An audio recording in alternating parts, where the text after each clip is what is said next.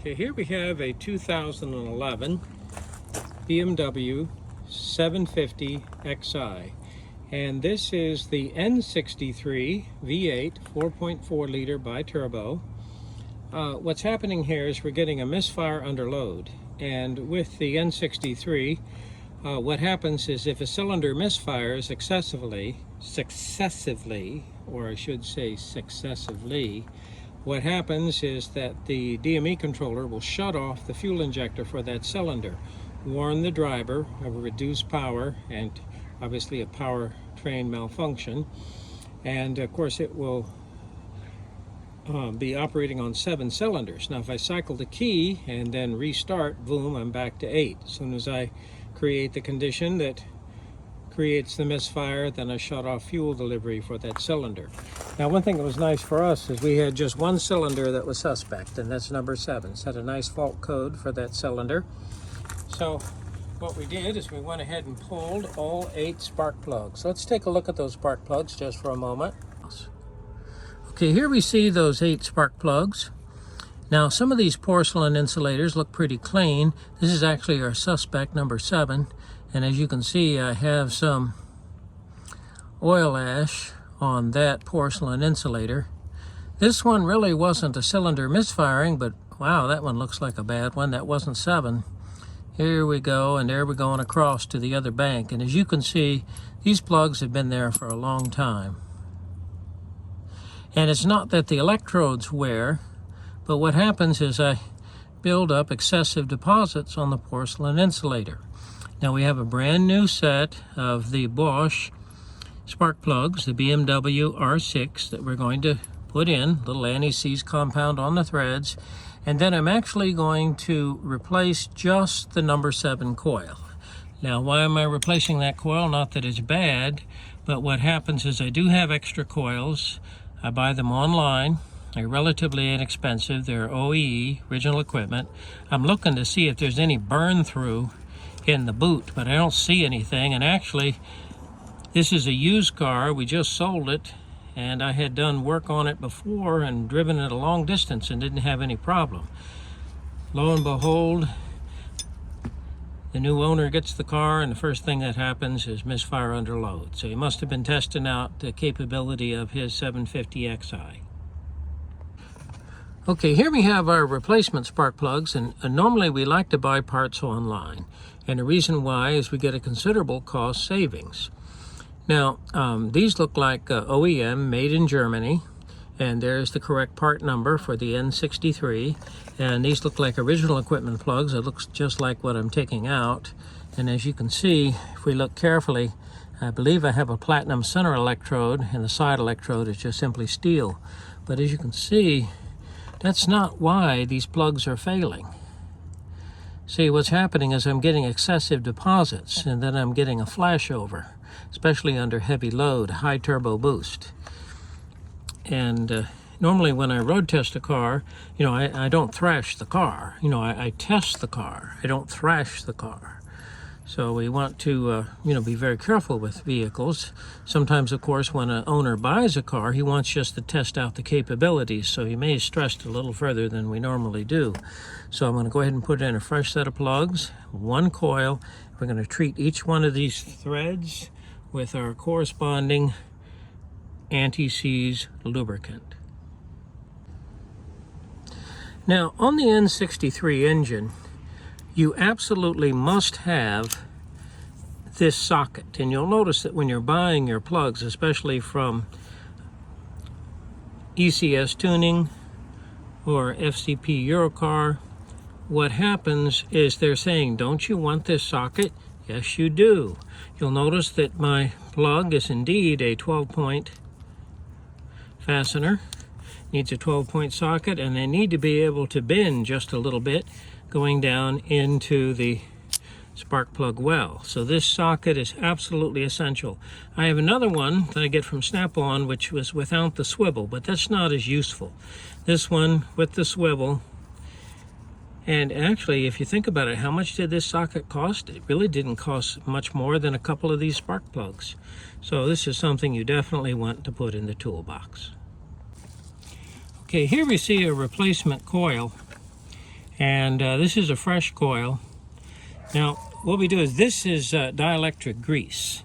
And so I just put a little bit of that in each one of the coil boots, and that assures that it will let go there at a future time that I need to remove the coil. And of course it helps as a insulator. Now, I don't worry so much about getting water down in here, and I shouldn't really get any oil, but a little dielectric grease will certainly go a long way to making it much easier to work on this vehicle in the future. Okay, the spark plugs on the N63 engine, they're really not that hard to get at, but obviously I have to remove the air cleaners.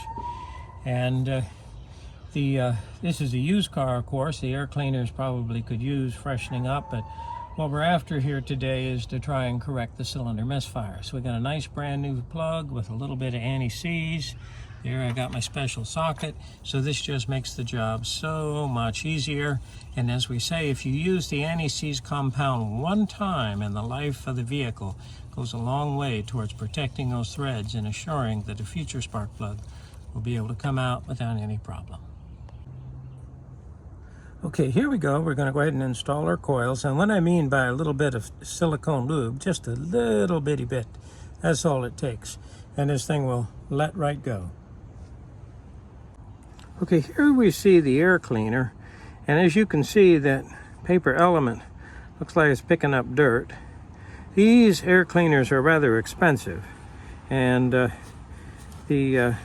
of course, the left side and the right side. Here we see the airflow meter. And what we're dealing with here is a specific performance problem. So we're not doing the air cleaner this time. And of course the air cleaners come off pretty easily, but of course obviously it has to be disassembled. And of course the actual air cleaner unit is sandwiched between the two plastic case halves. Okay, we have the air cleaners back in position.